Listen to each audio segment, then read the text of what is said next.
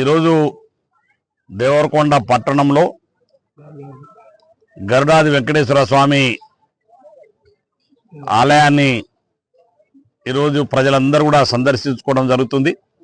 అందులో భాగంగానే భక్తులందరూ వారితో పాటుగా నేను కూడా మరి స్వామివారిని దర్శించుకొని దేవరకొండ ప్రాంత ప్రజలందరూ కూడా సుఖశాంతితో ఉండాలని, వారి కుటుంబాల్లో మరి వెలుగు నిండాలని ఆ భగవంతుని ప్రార్థించడం జరిగింది. మరి ఈ జిల్లాలో ఎక్కడ లేని విధంగా దేవరకొండ ప్రాంతంలో, దేవరకొండ పట్టణంలో 4 ఎకరాలలో శ్రీ గరుడాది వెంకటేశ్వర స్వామి టెంపుల్ నిర్మాణం చాలా ప్రతిష్టాత్మకంగా జరుగుతున్నటువంటి విషయాన్ని మనం అందరం కూడా చూస్తూ ఉన్నాం. గతంలో ఈ ఆలయ నిర్మాణం కొరకు మరి భక్తుల నుంచి మనకు అనేక మంది భక్తులు, దాతలు వివిధ విరాళాల రూపంగా సుమారు 9 కోట్ల రూపాయలు మరి ఖర్చు చేయడం జరిగింది. వారితో పాటుగానే ప్రభుత్వం కూడా 6 కోట్ల రూపాయలను మంజూరు చేసి గతంలో నేను రాగానే ఆ డబ్బులు కూడా విడుదల చేయించడం జరిగింది. ఇంకా ఈ ఆలయం పూర్తి స్థాయిలో పూర్తి కావాలంటే సుమారుగా ఇంకా 11 కోట్ల రూపాయలు మంజూరు కావాల్సినటువంటి అవసరం ఉంది.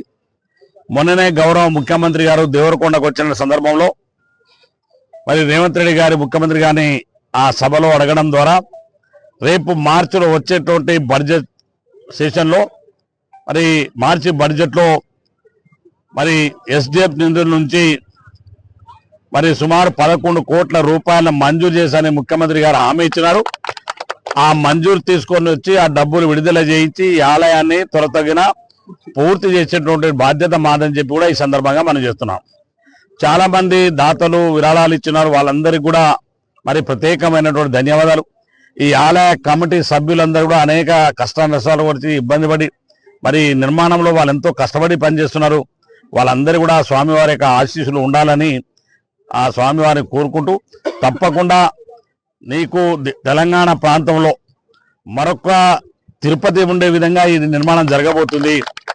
ఈ నిర్మాణంలో మరి ఆలయం పూర్తయిన తర్వాత మన ప్రాంతంలో మరి ఎంతో ప్రాముఖ్యత వచ్చేటువంటి అవకాశం ఉంది. ఇంత పట్టణంలో ఇంత పెద్ద ఆలయం, ఇంత మంచి నిర్మాణం జరగడం మనందరినీ ఎంతో గుట్ట మీద పెద్ద ఎత్తున ఈ స్థలంలో మనం ఎక్కడికి వెళ్తే మళ్ళా అక్కడ తిరుపతి వెంకటేశ్వర స్వామికి పోతున్నాం అనే ఫీలింగ్ కలిగే విధంగా ఈ ఆలయం నిర్మాణం జరగబోతుంది.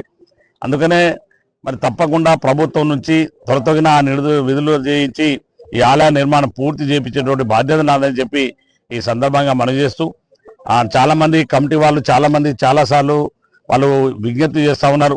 అందుకనే గౌరవ ముఖ్యమంత్రి గారిని మన సభాముఖంగానే అడిగినా వారు కూడా నాతో మాట్లాడి చర్చించి ఇప్పుడు ప్రస్తుతానికి ఈ దాంట్లో బడ్జెట్ లేదు, మార్చిలో వచ్చేటువంటి నూతన బడ్జెట్లో తప్పకుండా ఇచ్చేస్తానని చెప్పి మాట హామీ ఇచ్చినారు.